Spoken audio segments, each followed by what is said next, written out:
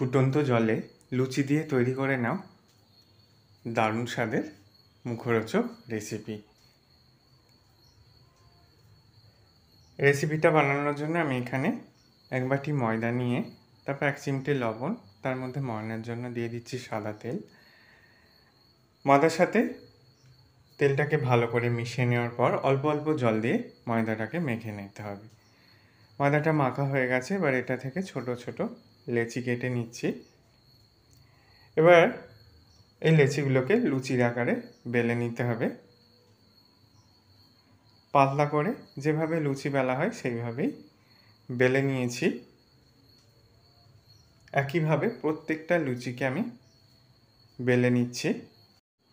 এখানে আমি মোট 5টা লুচিকে বেলে নিয়েছি। তোমরা তোমাদের পছন্দ অনুযায়ী কম বেশি বাড়িয়ে নিতে পারবে। এবার ফুটন্ত জলের মধ্যে এইভাবে লুচি ছেড়ে দিলাম। তারপর মিনিট 2 মতো জলের মধ্যে ফুটিয়ে নিয়ে সেটাকে ঠান্ডা করে নিয়ে এইভাবে কাঁচি দিয়ে এই লুচিগুলোকে কেটে নিতে হবে। কেটে নিয়েছি প্রত্যেকটা লুচিকে। এরপর সবজিগুলোকে ভাজার জন্য আমি তেল গরম করে দিয়ে দিলাম সবজিগুলোকে। এখানে গাজর, ক্যাপসিকাম, আলু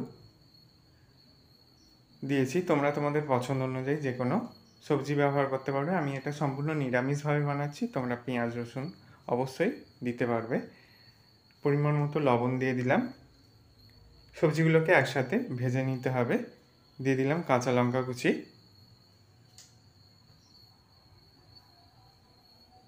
আবারও একটু লবণ অ্যাড করে দিয়েছি। সবজিগুলো প্রায় সিদ্ধ হয়ে এসেছে। এরপর আমি গোলমরিচের গুঁড়ো ব্যবহার করলাম। আমি এখানে আর কোনো মশলার ব্যবহার করব না, শুধুমাত্র গোলমরিচ গুঁড়ো দিয়েই তৈরি করে নেব। এবার দেখো টুকরো করা রুটিগুলোর সাথে সবজিগুলো একসাথে ভেজে নিচ্ছি।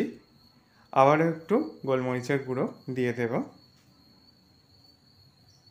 এখানে তোমরা সসও অ্যাড করতে পারো, তবে আমি এই সসটুকুও এর মধ্যে দিলাম না। শুধুমাত্র গোলমরিচ গুঁড়ো দিয়েই এই রেসিপিটা একবার ট্রাই করে দেখতে পারো, ভীষণই ভালো লাগবে। আশা করি রেসিপিটা তোমাদের ভালো লাগবে। ভালো লাগলে বন্ধুদের মধ্যে অনেক শেয়ার করো, লাইক কমেন্ট করতে ভুলো না। সকলকে ধন্যবাদ।